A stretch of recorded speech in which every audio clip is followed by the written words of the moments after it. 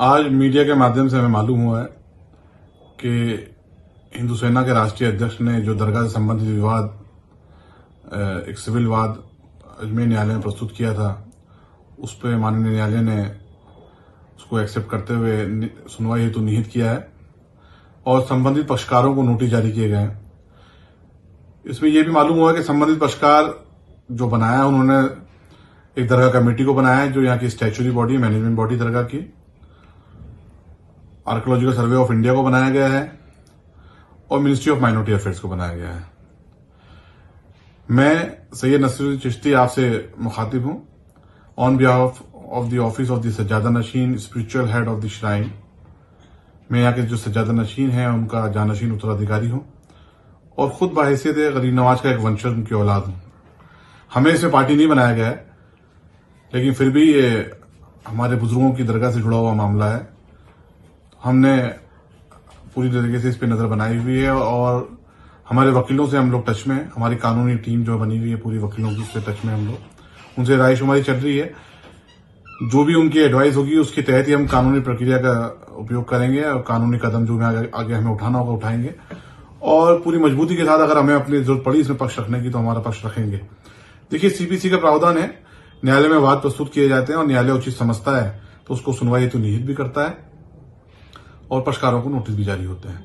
न्यायालय में वाद प्रस्तुत भी होते हैं, न्यायालय में वाद खारिज भी होते हैं।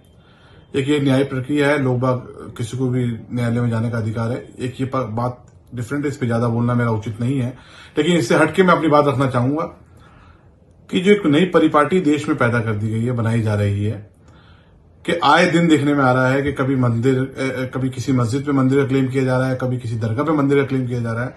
ये हमारे समाज के हित में नहीं है, देश के, ये हमारे देश के हित में नहीं है। आज भारत ग्लोबल शक्ति बनने जा रहा है। हम कब तक मंदिर और मस्जिद के विवाद में उलझे रहेंगे? हम हमारे आने वाली जनरेशन को क्या मंदिर और मस्जिद के विवाद देके जाएंगे? ये जो चीप पब्लिसिटी पाने के चक्कर में, ये जो जल्दबाजी में गैर जिम्मेदाराना कदम उठाए थे लोग बाग और ऐसी हरकतें करते हैं जिससे लाखों करोड़ों लोगों की आस्था को ठेस पहुंचती है। जहां तक अजमेर दरगाह का सवाल है, अजमेर दरगाह से हिंदुस्तान ही नहीं पूरी दुनिया का मुसलमान, हिंदू, सिख, ईसाई सब जुड़े हुए हैं। सबकी आस्था इस दरगाह से जुड़ी हुई है। अजमेर का इतिहास 850 साल का इतिहास है। ख्वाजा साहब, ख्वाजा मोइनुद्दीन चिश्ती रहमतुल्लाह जो आले नबी औलाद अली हैं, वो 1135 में हिंदुस्तान में 1195 में हिंदुस्तान में तशरीफ लाए और 1236 में आपका विसाल हुआ। उसके बाद से ही दरगाह आज तक यहाँ कायम है। इन 850 सालों के अंदर तमाम मजहब के राजा रजवाड़े, मुगल, ब्रिटिश शासक यहाँ आके गुजरे। यहाँ पर आप देखेंगे क्वीन विक्टोरिया का भी हौज है। तो सबकी आस्था इस दरगाह से जुड़ी रही और सबने अपने अपने दौर में अपने अपने तरीके से अकीदत का नजराना इस बारगाह पे पेश किया है। सबकी अकीदत इस बारगाह से जुड़ी हुई थी। आज गुम्बद मुबारक के अंदर जो चांदी का कटहरा आप देखेंगे जो जयपुर महाराज का चढ़ाया हुआ है, ऐसी हर राजा रजवाड़े ने, हर बादशाहों ने अपने दौर में यहाँ पर इनामात पेश किए हैं, अपने अपने अकीदत का नजराना पेश किया है। ये बारगाह हमेशा मोहब्बत अमन का पैगाम देती है। गंगा जमनी तहजीब का गहवारा है। यहाँ पर ऐसा नापाक सोच रखना और इसके बारे में ऐसी बात करना, ये उन तमाम दुनिया के लाखों करोड़ लोग जो आस्था जुड़ी हुई है उनकी आस्था को ठेस है। ये समाज को बांटने का काम किया गया है, ये देश को तोड़ने का काम किया जा रहा है। मैं हाल ही में जो घटना हुई है अभी रिसेंटली आप देखें संभल के अंदर, मैं उसकी भी सख्त अल्फाज में मजम्मत करता हूँ। 4-5 बच्चे वहां शहीद हुए। आखिर कब तक ऐसे नींद में से उठ के लोग आ जाते हैं और आए दिन नए नए क्लेम करते हैं? मैं भारत सरकार से अपील करता हूं कि इस मामले में इंटरवेन करें और क्या तो नया कानून लाया जाए या कोई गाइडलाइन जारी की जाए कि इस तरीके के धार्मिक स्थलों पे किसी प्रकार की उंगली ना उठे और ना ही इनके नेचर को चेंज करने की बात की जाए और ना ही इस पे सवालात किए जाए। देखिए, जो 100-150 साल पहले मुकदमे जो थे चल रहे हैं धार्मिक स्थलों को लेकर के, 47 से पहले के जो मुकदमे चल रहे हैं, उनमें जो न्यायालय का निर्णय आता है उसका सबको सम्मान करना चाहिए और सबने करा भी है। उन विवादों को छोड़ें, लेकिन नए विवाद तो उत्पन्न ना करें। आज देश तरक्की के रास्ते पे गामदन है। आज हिंदुस्तान ग्लोबल शक्ति बन रहा है और हम मंदिर मस्जिद के विवाद में लड़े हुए हैं। देखिए, जहां तक मैं इस मौके पे मोहन भागवत जी के बयान को कोट करूंगा। मोहन भागवत जी ने 2022 में कहा था, वो इस देश के एक जिम्मेदार शख्स हैं, उन्होंने कहा था कि आखिर कब तक हम हर मस्जिद में शिवालय को ढूंढते रहेंगे? क्या जरूरत है कि हर मस्जिद में शिवालय ढूंढा जाए?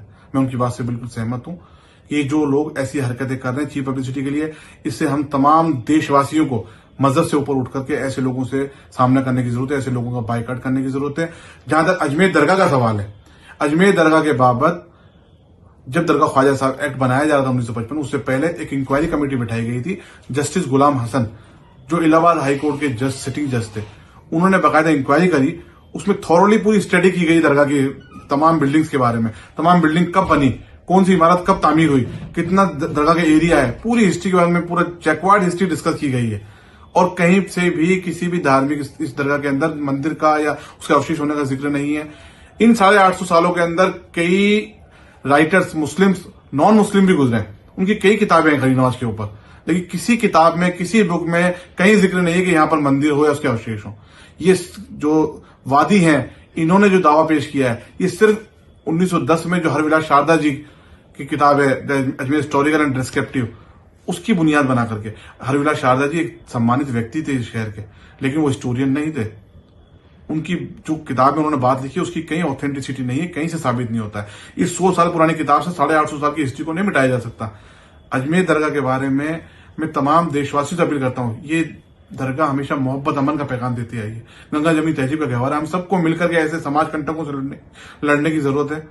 और मैं भारत सरकार से अपील करता हूं, जो place of worship preservation act 1991 का, उसमें अमेंडमेंट किया जाए और उसको और मजबूत किया जाए कि 47 के बाद में जितने धार्मिक स्थल हैं वो उसी स्थिति में रहे, उनके नेचर पे किसी तरह से सवाल ना किया जाए और ना ही आए दिन कोर्टों में एप्लीकेशन पेश की जाए। वो मेंटेनेबल ही नहीं होना चाहिए, ऐसा कानून आना चाहिए कि इस तरीके के धार्मिक स्थलों को कब तक क्वेश्चनाइज किया जाएगा। कभी किसी मस्जिद के बारे में बात करी जा रही है, कभी किसी दरगाह के बारे में। इसको रोकने की जरूरत है।